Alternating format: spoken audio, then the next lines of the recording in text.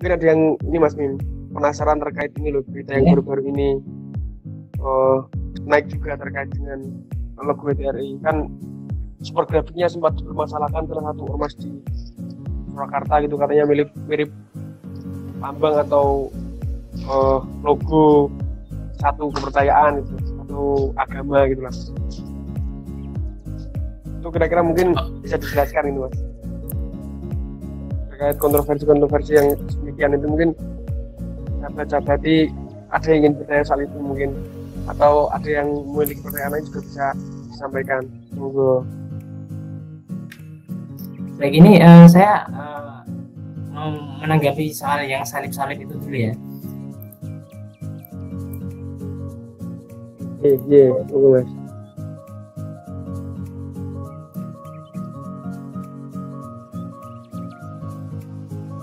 Mungkin ada yang belum tahu maksud dari salib-salib itu di mana sih terletak dari logo salib itu, dan bagaimana bentuknya ketika sepertinya mungkin dari beberapa materi tadi tidak terlihat.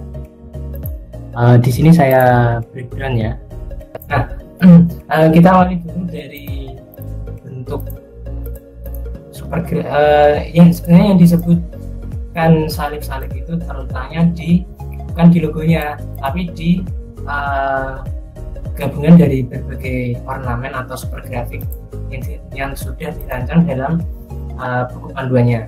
Ini kan desain mentahan ya, ini mentahannya super grafik itu seperti ini, kemudian ini dikumpulkan, kita digabungkan dengan tidak memiliki jarak atau berdempetan katakannya. Nah, di sini kontroversi mulai muncul itu terletaknya di sini, itu di halaman tadi 19. Nah, buat teman-teman mungkin yang disebut salib atau yang mereka kira salib itu adalah bentuk ini.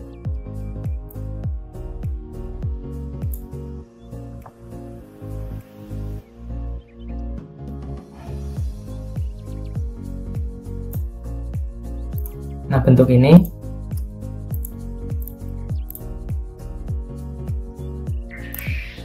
yang mereka sebut salib. Nah, bentuk ini kalau persepsi mereka ya, bentuk ini terlihat seperti salib itu ketika kita merotasinya ke dalam bentuk atau seukuran 90 derajat. Nah, di sini baru terlihat logo salib yang mereka sebut. Nah, apakah ini tuh sebenarnya salib atau memang ini benar-benar salib atau bagaimana? Nah, jadi kan pertama ya, tadi kita kembali ke sini ke awal, ini super grafik ornamennya. Ini ornamennya itu seperti ini, kasarannya itu seperti ini, dan ornamen itu boleh dibentuk sedemikian apapun, sesuka desainer apapun, karena di sini terlihat atau sudah ada penjelasannya. Untuk pengaplikasinya super grafik ini cukup fleksibel karena bersifat abstrak, karena bentuknya ini abstrak, penggunaannya juga fleksibel. Itu tidak harus pakem seperti yang ada di sini, dan tidak harus saklek sama persis seperti ini. Nah, ini kan gabungannya seperti ini ya, dan ketika ini dari mentahan kemudian digabungkan, kemudian diolah terakhir, disusun sedemikian rupa sehingga memberikan ornamen atau yang saya sebut tadi agar membantu desainer dalam membuat sebuah produk seperti banner, spanduk dan semacamnya. Nah, di sini yang mereka sebut atau mereka kira adalah salib, ya memang ini bentuknya seperti salib. Ini kalau dari kami ya, dari desain beberapa forum desainer itu sudah membahas tentang ini. Nah, sebenarnya ya ini memang bentuknya seperti salib, seperti salib. Namun ketika ini kita rubah posisinya, misal ini saya rubah tata letaknya, saya ini taruh di sini.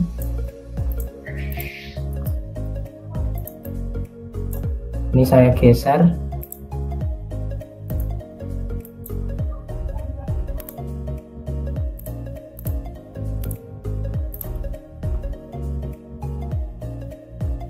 Bentar, ini saya geser.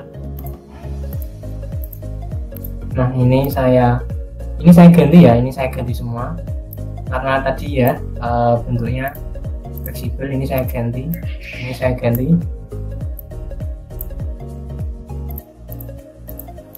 apakah masih bentuknya seperti salib?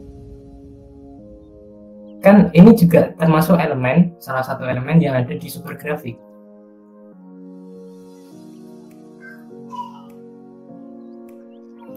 Ketika saya ganti ternyata kok bentuknya beda gitu.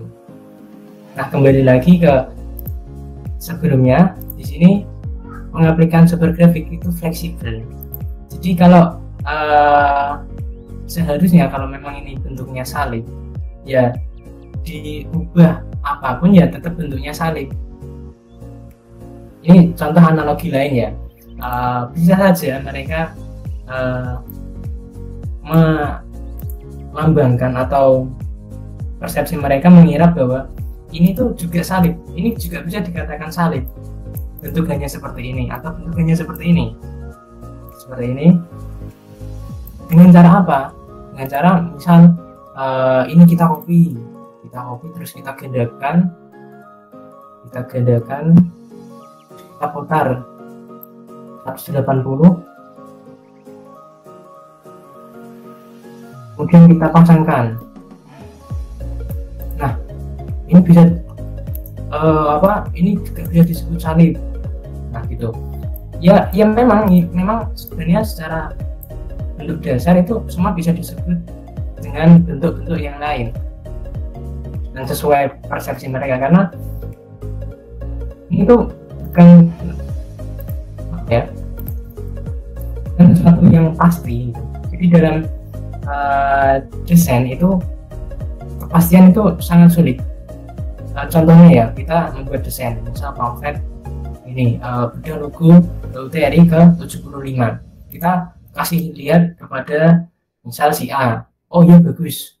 Nah, ketika ada sebuah kepastian dalam sebuah desain, maka ketika dilempar ke si B, ke si C dan seterusnya, maka mereka juga akan bilang hal yang sama, ini adalah bagus. Namun belum tentu itu terjadi dalam dunia desain.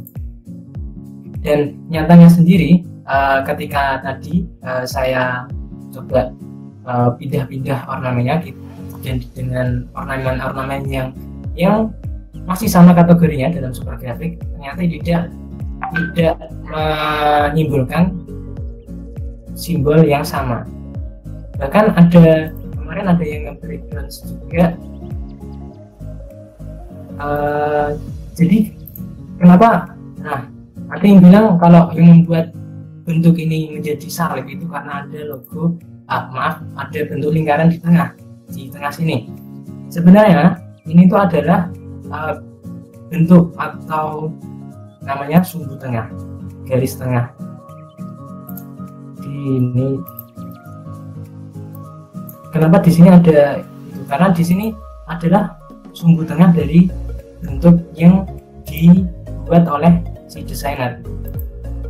Jadi setiap benda atau apapun itu pasti memiliki yang namanya titik tengah atau sumbu tengah. Contohnya HP, sepeda motor, dan segala macam benda yang ada di bumi itu pasti memiliki yang namanya sumbu tengah. Nah, sumbu tengah ini hanya bisa didapatkan ketika ada perhitungan yang dilakukan oleh komputer. Contohnya kalau di dalam dunia teknik, kita mendesain sebuah alat, itu otomatis akan muncul sendiri titik tengahnya di mana. Nah, ketika kemarin breakdown, ini saya perlihatkan kemarin itu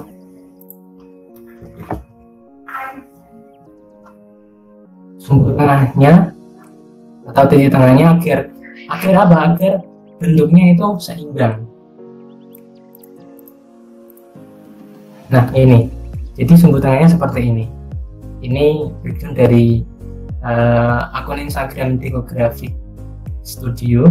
Jadi ini titik tengahnya agar logonya itu, atau maaf, ornamennya itu seimbang. Dan untuk atau dari saya sendiri, mungkin mewakili teman-teman desainer ya, ketika saya membuat desain poster atau spanduk, banner, baliho, itu akan sangat mudah ketika kita sudah diberikan contoh ornamen yang ada di dalamnya, agar ya desain kita itu berisi gitu, ada isinya. Nah ini contohnya ya, misal di sini. Nah ini agar ruangnya tidak kosong di sini, jadi diberi ornamen. Dan ini saya tidak perlu memikir ulang, jadi tidak perlu saya memikirkan dari nol. Oh saya harus gimana ya? Oh saya harus ini. Karena di sini sudah ada panduannya, jadi lebih meringankan si desainer. Dan kenapa bentuknya kok di pojok-pojok seperti ini? Nah ini ya, kalau teman-teman atau sahabat-sahabat ini sering atau pernah membuat sebuah desain proposal sponsorship, proposal kerjasama dan semacamnya, pasti area-area di bawah, di atas, terus di ujung sini itu pasti dikasih bentuk-bentuk yang sekiranya itu menarik. Nah, susunannya itu kurang lebih seperti ini, karena di area tengah sini itu full diisi oleh tulisan.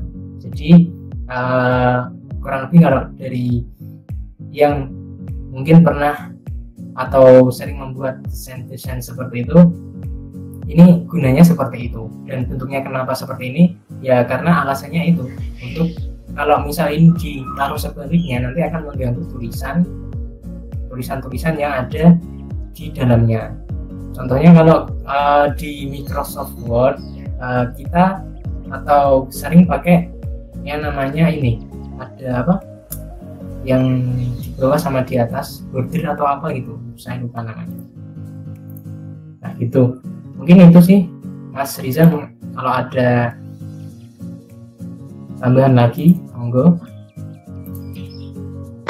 Oke, makasih Mas.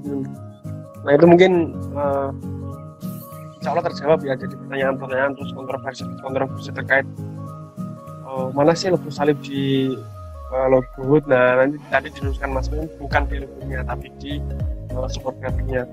Memang menurut saya itu apa ya, setiap tahun kayak seperti tradisi itu, kalau setiap tahun ada tradisi pergantian logo, berarti juga ada tradisi ini juga memirip-miripkan lambang itu seperti apa. Kalau tahun ini salib, tahun lalu ada katanya mirip lambang Palu Arit PKI dan lain-lain. Memang sepertinya apa ya, nggak bisa dipisahkan dua hal itu. Kalau tiap tahun ini yang ditampilkan Mas Min itu kan pasti gitu, tiap tahun sepertinya sudah jadi kayak tradisi malah. Mungkin itu. Yang lain mungkin ada yang ingin bertanya lagi terkait dengan logo Hood RI ke-75 atau berkaitan dengan logo, monggo. Atau mungkin ada ini Mas, tambahan yang ingin ditambahkan lagi. Oh ya, ini kan kaitannya dengan logo salib. Logo salib kan dimiripkan muncul atau ada di logo TRI, khususnya di ini ornamen di dalam template yang disediakan oleh si desainernya.